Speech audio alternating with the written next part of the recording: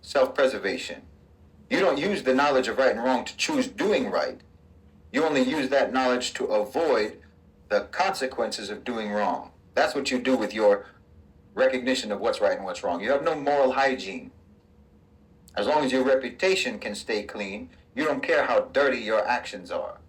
That's the West. See, this is crucial to understand. This shows that you have a commitment, an absolute commitment to wrongdoing. Do you understand me?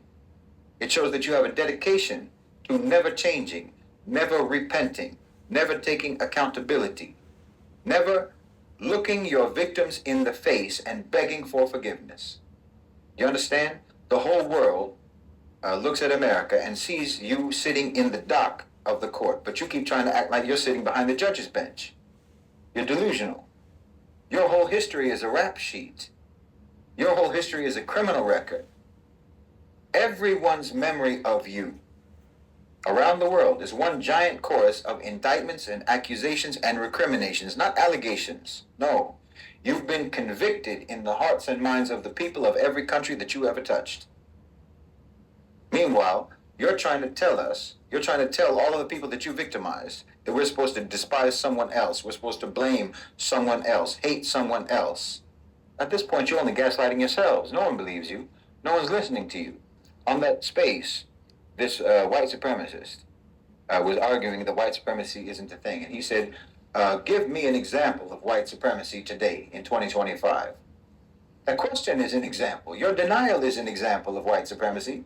The fact that you think that literally centuries of experience right up until this very moment while I'm speaking right now, the fact that you think that the lived misery of millions of people for hundreds of years, from your racism, your bigotry, your hatred, your violence, your exploitation, your pillage and your plunder, you think that all of that is negated by the power of your denial, the entitlement. You think that we're going to watch you, you think that we're going to listen to you, literally spewing venom against everyone else, against Jews, against Muslims, against so-called black people, against immigrants, against Asians, against Indians, against basically anyone except white Anglo-Saxons. And somehow we're supposed to understand from all of that we got you wrong, and you're really a fair-minded, unbiased believer in human equality. Come on. And if we listen to all of your hatred and understand from that you are in fact a racist, white supremacist, bigoted, mouth-breathing, knuckle-dragging, hate-filled heathen, if that's what we take, then you'll just say, well, it's because we have low IQs. An example of white supremacy, you're the embodiment of white supremacy. It's the racial equivalent of malignant narcissism. You know, it's that fake superiority of the wholly inadequate, morally inadequate, intellectually inadequate, culturally inadequate, spiritually inadequate, developmentally inadequate, and trying to act superior.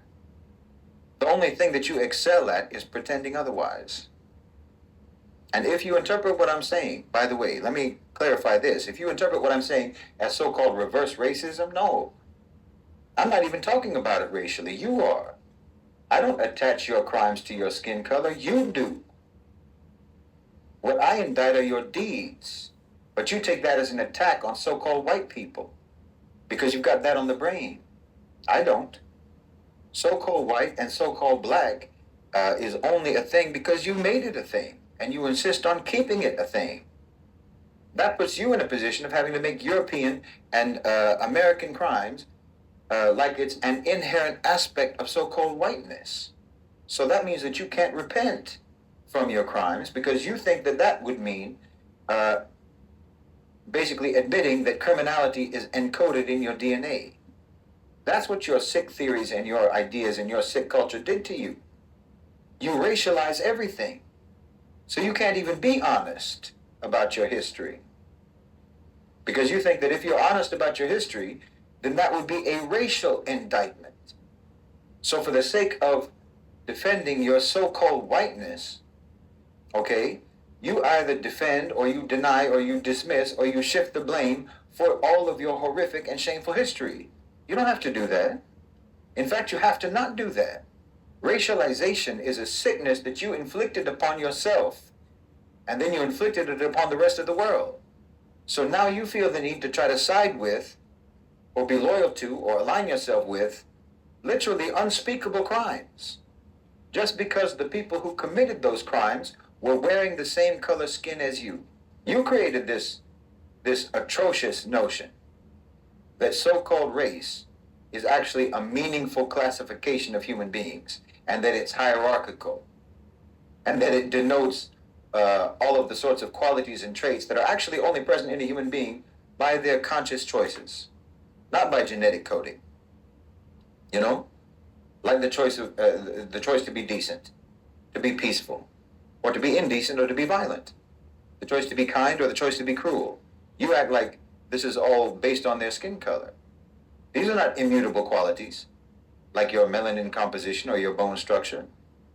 These are from conscious choice. I'm not making an indictment of white people. I'm making an indictment of evil people. But what you hear is white people. So you hear me calling you immutably evil. That's your philosophy, not mine.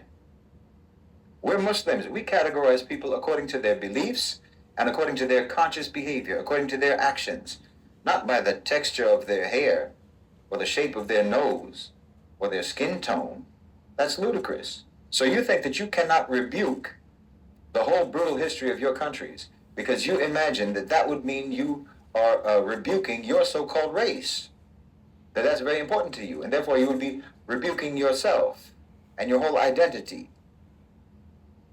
And that's what makes you integrate that whole brutal history into your identity. You understand? That is as monstrous as it is unnecessary. You can choose to associate yourself with those who do good, those who are just, and those who have been victimized, and those who have been wronged. You can do that, even if their so-called race is different from yours, and even if their oppressors were from your so-called race. Choosing to align and choosing to affiliate on the basis of values and beliefs and actions, that's what you can do. You can use that as the criteria for categorizing people. That's sensible.